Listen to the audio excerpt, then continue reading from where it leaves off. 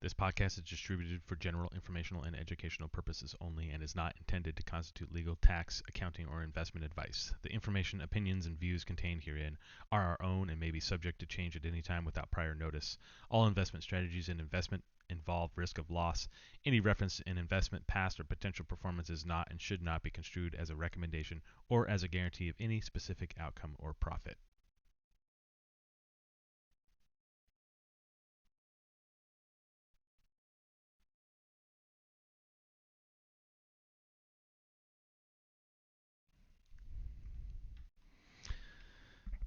Hey everybody. Let's see. We did Bitcoin yesterday, or a couple days ago.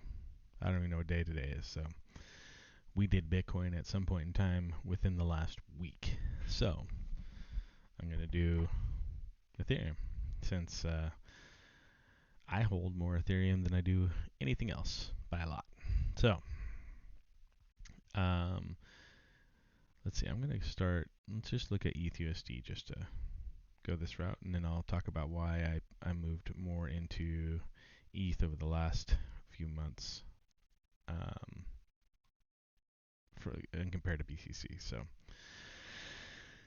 just going to mark off some of these high time frame, obviously um, all-time highs, broken, retested, and there. So this is on the weekly. As you can see, there's a huge. This was, I mean, just the run up that ETH has had has been pretty epic since this year, beginning of this year. What I guess it was just under 1,000. So this year it's almost at a 3x.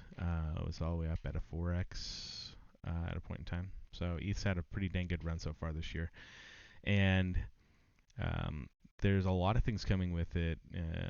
EP, what is it? 1550, 1959, 1559. I don't know what it is. EP 1559. Ultimately, people think it's going to make it deflationary or more of a fixed amount of Ethereum that are going to be out there, which a lot of people like. But I think it will have a good narrative, and I think it's going to run that narrative. Between now and I think they say sometime in July it'll go live. Um, is this going to be a sell the news type of situation? So you get the run up now and you sell when it's actually live. I don't know. We'll have to kind of see where things are pushing.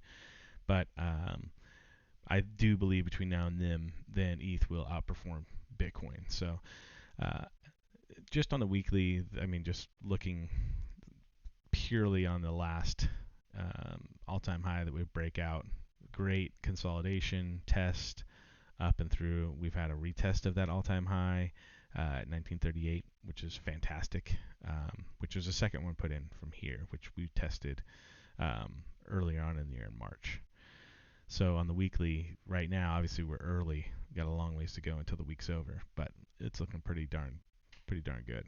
So on the daily, again, you can see the test of that all-time high at 1938. A lot of buy, a lot of pushing up. Like the wicks are, you basically see a lot of buys are pushing up off of that zone. So, and then the fail to get down to that again, the bears failed to push that. Now we're looking at a resistance zone at the 2900 range that we kind of have a bit of a Adam and Eve playing out here. The nice thing is, the higher lows. Could we push down, put in another higher low for sure? I think I would not doubt to see that at all. Something in this range. Maybe get back down, wick off of this zone here. Let's see what the fixed range volume looks like in that area. We'll go here. So I mean, really coming down into the 2550 range, maybe depending on how fast or low it goes, maybe down to 2480 range. I don't think it goes that low, 2550 potentially. That's if we don't just break out and retest and move forward on this. Things are looking pretty bullish right now, but we'll see. I mean, it's only Thursday. We got Fridays, kind of an interesting day sometimes. But this overall looks really great, just in the range that we're pushing here right now. Um, this this liquidity zone we're up above right here made me really happy. You know, a lot of liquidity. I mean, this goes. I guess I could push this all the way back into this area here. So the push through, sweeping the lows, bringing this back up, and creating this little rising wedge with a flat top, Adam and Eve pattern, whatever you want to call it, in my eyes is super bullish. Again, we can look at this trend line as being kind of an indicator of, are we still going to move through that way? I'd like to see it not hit the trend line again. Uh, Stupid, come on. Moving through, keeping it short, and then up and up. That would be my ultimate favorite. Let's look at the Ichi cloud, kind of see what that's looking like. Uh, that's fantastic.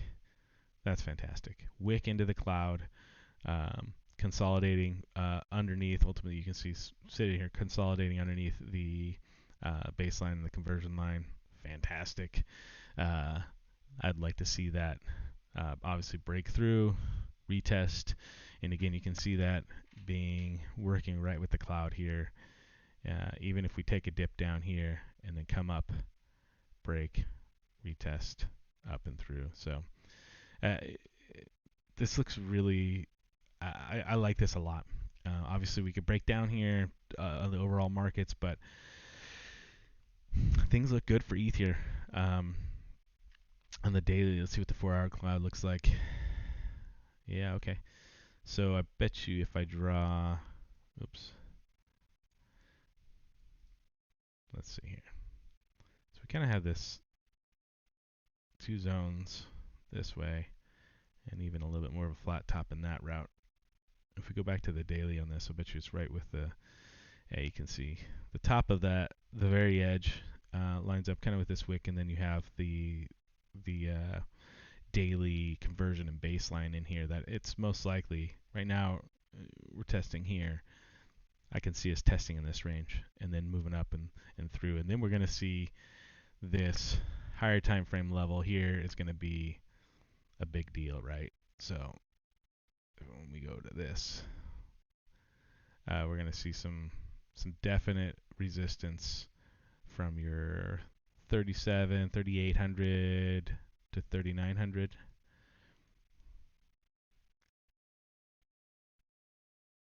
In that area there, and then it's pretty thick all the way through. That's going to be the next bound zone. So, and again, this is we have the weekly or all-time high weekly was right in this range too. So 37.19, we can drop that whole box. I mean, this is just going to be another. If we break into it, we'll probably see some ranging in here before we move out. But that's the ranges on the USD pair that you can see really kind of moving in a bullish direction here. So it looks nice, looks really good. What's our volume looking like with this move up? I mean, decreasing volume, which is what you expect after a move like this. I'd like to see this volume pick up, though, with the move higher. So instead of the decreasing, we want to see this kind of start to break itself up, which we might see with a little pullback here, a little less volume, and then the volume pick up and move through. But definitely is something that is likely to happen. So let's look at the bearish side, because there's always a bearish side, right? Even though this looks so bearish. First off, we crossed through the baseline and the conversion line. We're under the baseline and conversion line. We have some nice consolidation, but we're still not above it, right? We want to be above it. We also want the conversion line to be above the baseline. It's the faster moving of the two, and then we get the cross. We're still green, great. We get the cross, we get above it, and it's full bull again, right? And moving forward with that. Now bearish cycle would be this is very thin here, so we move through on the cloud, right? A lot of people can be caught off guard trying to wait for this here, and they hit this little trend line and we test this trend line and we don't quite get back up to the top there, 28.93 up into that mark, and we're falling short. Once we fall short and we break through, this is a short opportunity. If you're in longs, you need to close them, because here we go down through the bottom of the cloud. It'll probably get pretty ugly from there. I mean, I would say we at least see another retest of the uh, the all-time high, the last all-time high that we broke through. So moving off of that would be pretty ugly. But I mean, that could set yourself up or get close to it for, you know, that'd be a funky inverse head and shoulders. But I don't know. I wouldn't like that. Maybe it's the last leg down. Maybe we retest 1365, the all-time high from back in 2018. Possible. But that would, once you see that, you would also see this cloud would turn red, and then your lines with your conversion baseline move through, and then you're gonna be all bear, and then it's gonna be trying to recapture it and look much like our BTC did when we did the video before, trying to recapture everything and be above it. So we want to see this stay above. We should see some definite basically understanding of where the market's going to lead us. And a lot of people are bullish on ETH with everything that's coming through, with their changes, and just everything runs on Ethereum and the decentralized exchanges and the DeFi and all that. The majority of that's on Ethereum. So you want Ethereum to be good. I mean, and everybody hates the high gas fees, but really high gas fees probably mean that we're in a stronger market. So that's why we have other cross-chain platforms that can work. But that's on the USD pair. Don't want to see that. Don't want to see this cloud break down and move through. It'd be pretty ugly. But we should know here in the next week. What is this? What are we today? Thursday. That gives us a week. We kind of know what's going to happen between now and then. So let's see. Well, getting a little pump here. Oh yeah, I want to do the BTC pair. Why am I in? So I've been transitioning a lot of my holdings from Bitcoin to Ethereum. I've been doing it, ultimately ever since we had this kind of in this area here, the 0.3, 0.4 area, even down as far as I had some. I mean, I bought a long time ago, but I still have majority Bitcoin in this time frame. Once we started to break back up in here, I know I was converting a lot more of my Bitcoin to Ethereum. So the only Bitcoin that I have now is basically the Bitcoin that I'm waiting to cash out, not cash out, but that's in waiting for it to hit long-term capital gains. So that is what I'm looking at. So this is on the weekly. You can see there's a lot of stuff to kind of digest here. Lots of room in between the cloud. I mean, there's just overextension. We had a retest of the conversion line here. If we drop down on the daily, we're going to be pretty not as bad as I thought. Definitely a gap between the baseline and the conversion line. We're still getting that same kind of consolidation that we see with the USD pair, that kind of rising wedge, flat top area, almost in the all-time high zone again. But the concerning part for me is this here, this large gap between conversion line and baseline. They want to be together, so over time they will come together. So that either means that price is going to meet them, or the vice versa, they're going to meet the price. So as you can see, as we moved up super fast and super hard, they move up super fast and super hard. And as we kept going, you get further away from these lines, and so they retest and come through. So they're closer, but again, these need to get closer together as well for me to be a little more comfortable. That's a pretty large gap.